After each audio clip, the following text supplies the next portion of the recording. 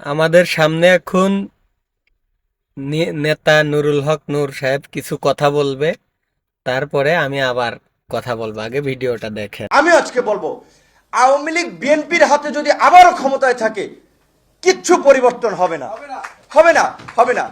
তার জন্য অবশ্যই আমরা কিভাবে আগামীতে রাষ্ট্র ক্ষমতায় যেতে পারি সেই চিন্তা ভাবনা আমাদেরকে করতে হবে। অবশ্যই বিএনপি বিরোধী দল হিসেবে, নির্যাতিত নিপীড়িত দল হিসেবে তাদেরকে আমরা সাথে নেব, কিন্তু বিএনপির হাতে স্টিয়ারিং ছেড়ে সেটাতে যদি আমরা একমত হই, আবার জেলেও সেই কদু হবে। সহজ কথা।